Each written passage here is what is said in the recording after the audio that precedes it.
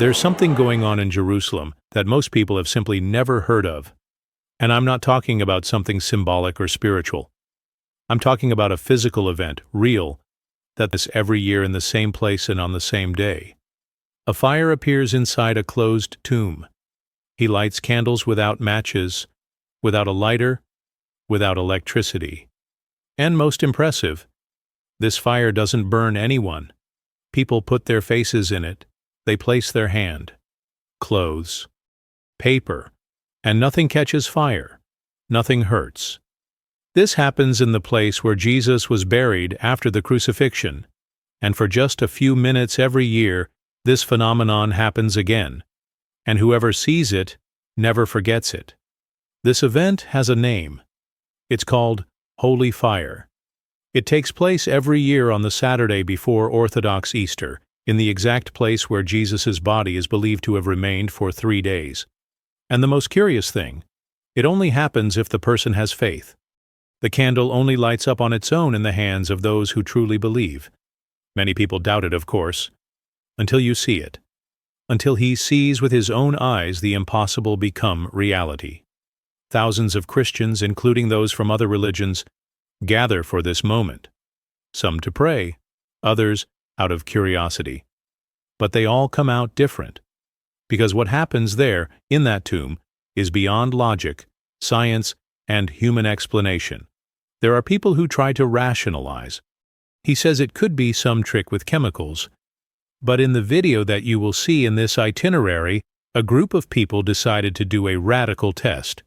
They removed the wick from the candles, replaced with lead, a metal that does not ignite with ordinary fire. And yet, when the moment of the miracle arrived, the candles lit, alone, in front of everyone, no visible heat source. A miracle happening on camera. This is not hearsay. This was recorded, tested, published. And even so, many people still prefer to close their eyes. In the same video, a man appears trying to burn his own beard with sacred fire. He touches the flame directly to his face. Nothing happens. He insists. Load the paper. Place your hand. Put on your clothes. And the fire is still there, trembling, lit, but not burning, as if it were only there to show that it exists, and not to destroy it, as if it were a sign, a message, a reminder that God still works, still intervenes. It still leaves its mark. And all this happens in 2025, before our eyes. We are not talking about an ancient legend. We're talking about something that's happening now. And maybe you're wondering, why haven't I heard of this before? The answer is simple. A lot of people don't want you to know. Many channels don't talk about this, and other religions also ignore it. But the truth is recorded. It's documented. It is available for anyone who wants to see it. And when you understand what is really happening in Jerusalem, your faith is never the same. Because you realize that Jesus' resurrection wasn't just a pretty story told for generations. She left signs, brands. And this fire is one of them. A fire that appears in the same place, on the same date, and with the same behavior. More than 1,000 years ago, whoever participates in this moment comes out different. There are people who go for tourism and come back crying. Others go discredited and return converted. Many have experiences they have never been able to explain, and that's why we decided to tell this story here. Because you might never go to Jerusalem, but you need to know what's going on there. And more than that, you need to understand what this represents for your faith, your life, and your future. We are not here to convince anyone. We are here to show you the facts, show the videos, and let you, with your own conscience, draw your conclusions. Because what's happening in this place is simply unbelievable. In today's world, where science seeks to explain almost everything, it is natural that many are skeptical about what happens in the Church of the Holy Sepulchre in Jerusalem. After all, how can a fire emerge on its own, light candles without wicks and not burn anyone who touches it? For those who believe, this is simply a miracle. For others, it is a mystery. And for a group of Muslims, it was an invitation. The reaction was a mix of amazement and reverence. Men who had entered this place skeptical and incredulous were now faced with something they simply could not explain. Some admitted they were expecting a trick, but what they saw completely challenged their theories. "This can't be false," they said. "This is not a trick." And at that moment, many of them began to rethink their beliefs. The impact of this test was not small. It was recorded in videos that still circulate on the internet, on websites that document this miracle.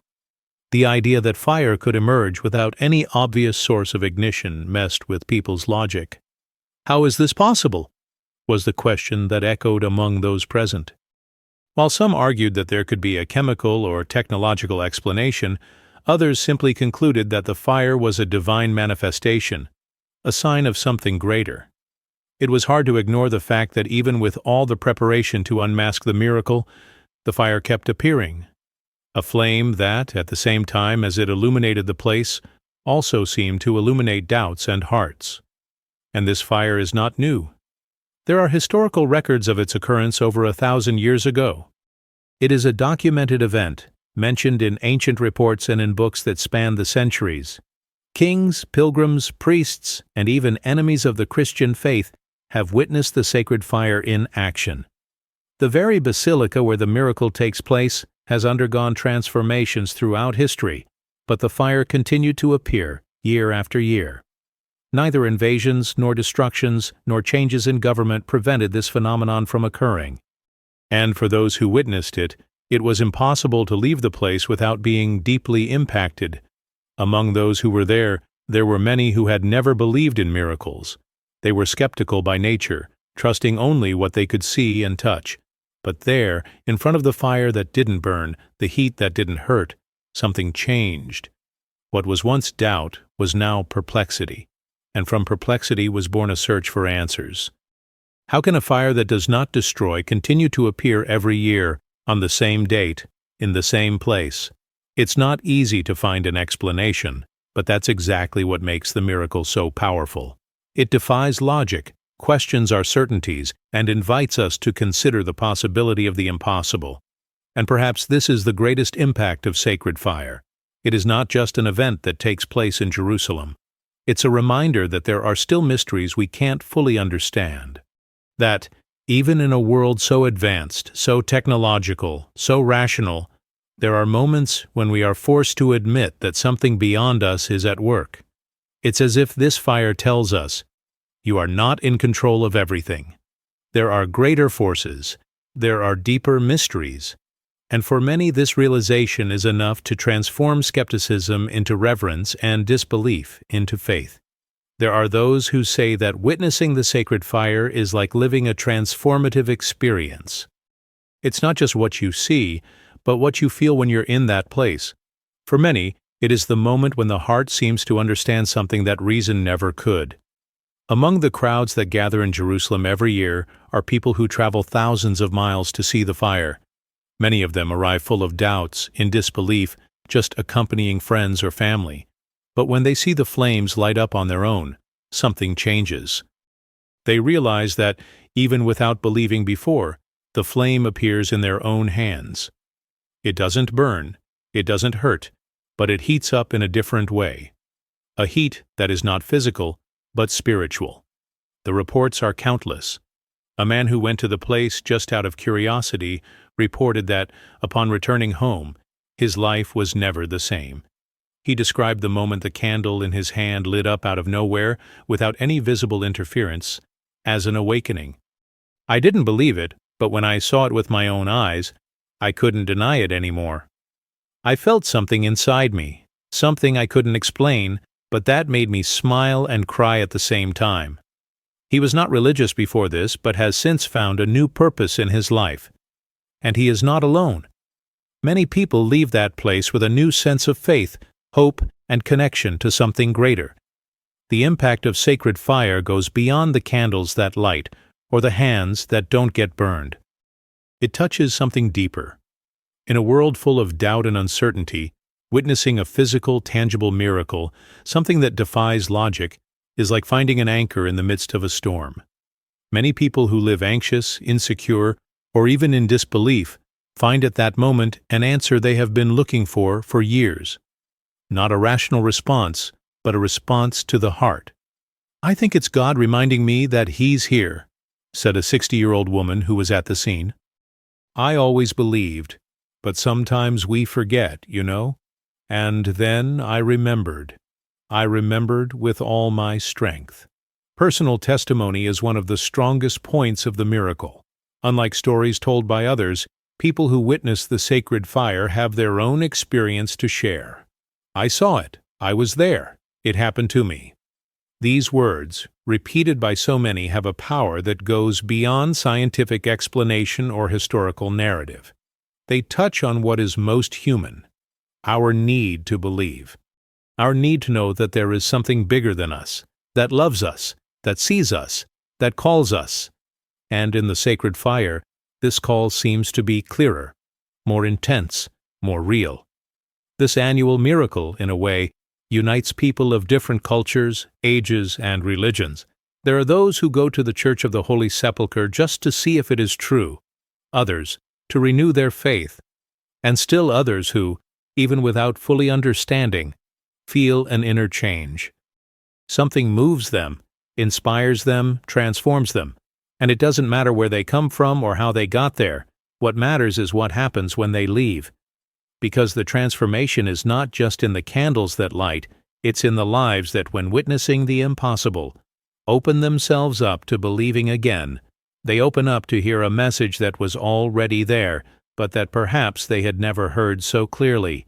Therefore, the sacred fire is not just a religious curiosity. It's a calling, a reminder that, even in such a modern world, there is still room for miracles. There is still room for the inexplicable. And more than anything, there is still room for faith. Faith that is renewed every year, with every flame that lights up, with every person who leaves saying, "I saw it, I felt it, I believe it." As the sacred fire continues to arise, the questions only increase. For many, it is a clear sign of something divine, a miracle that defies any scientific explanation. For others, it is a mystery that needs a logical answer. What exactly is going on inside that church on Easter Saturday? How is it possible for candles to light on their own, without any visible source of fire? And why has this event persisted for centuries, even with different cultures and governments controlling Jerusalem?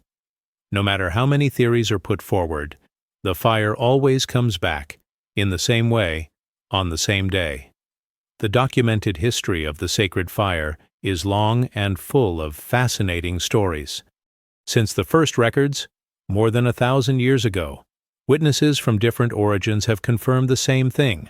The flame appears spontaneously, without human intervention. Some historians claim that the event has been happening since the 4th century, when the Church of the Holy Sepulchre was built over the place where Jesus was allegedly buried. Since then, neither invasions, nor wars, nor destructions have been able to prevent the emergence of the flame. Even when Jerusalem was dominated by other empires and religions, the fire continued. How do you explain something that just keeps happening? Theories abound. Some people suggest that there may be some kind of chemical reaction in the materials used in the church. Others speculate that it is a rare atmospheric phenomenon, an unusual coincidence of natural conditions. However, none of these explanations have been proven. Many skeptics have tried to replicate the conditions but have failed to create the same effect. And, most intriguingly, the fire doesn't burn like an ordinary fire. It has heat, but does not destroy. It shines, but does not consume. It is almost as if it were a manifestation of pure light, something that does not belong to the physical laws we know. People's reaction to seeing the fire is also a point of interest. It's not just a visual spectacle. It is a moment of deep reverence. Witnesses describe almost absolute silence when the flame appears. Some cry, others pray, others are paralyzed with emotion. It is a moment that seems to suspend time, as if the sky itself were manifesting itself in that space. It doesn't matter if the person arrived there skeptical or full of faith. When they see the fire, something changes, and this emotional impact is as strong as the physical phenomenon. Furthermore, the fact that the sacred fire occurs on Easter Saturday the day that celebrates the resurrection of Jesus, carries powerful symbolism. For Christians, it is a reminder that the light of Christ never goes out. For those who are in doubt, it is an invitation to reconsider. And for skeptics, it is a challenge that still remains unanswered. Fire is more than an annual event, is a riddle that repeats itself with relentless precision, attracting people from all over the world and leaving a trail of questions that no one has been able to solve. Whatever the explanation, the sacred fire continues to capture the imagination of all who witness it. He reminds us that there are still things beyond our understanding. He makes us question our certainties and open our hearts to mystery. Because, in the end, perhaps it is not so important to understand how fire appears, but rather what it means, and each year it continues to shine, as a reminder that the unexplainable may be closer than we imagine. Given all this, one conclusion: for many, this flame symbolizes Christ's victory over death, the assurance that the resurrection was not just an event of the past, but an ongoing sign of God's grace and love for all humanity. When reflecting on the meaning of the sacred fire, it is impossible not to think about the true purpose of its appearance. He is not there just to surprise or impress, but to call us back to the essential: faith in Christ. In a world so full of doubts, distractions, and skepticism, sacred fire invites us to remember that God still works. That the miracle of Jesus' resurrection was not just a historical event, but a living truth that continues to impact us today. In the end, the most important question is not, how does fire appear, but rather, what is it telling us? To many he says, trust, believe. Remember the power of the cross and the resurrection. He reminds us that God is faithful to his promises, and that, just as Christ conquered death, we too can live in the hope and certainty of eternal life. Therefore, the sacred fire is more than a curiosity or a mysterious event. It is a living testimony that the light of Christ continues to shine, regardless of circumstances. It is an invitation for all of us to renew our faith, strengthen our spiritual journey, and remain firm in the truth of the gospel.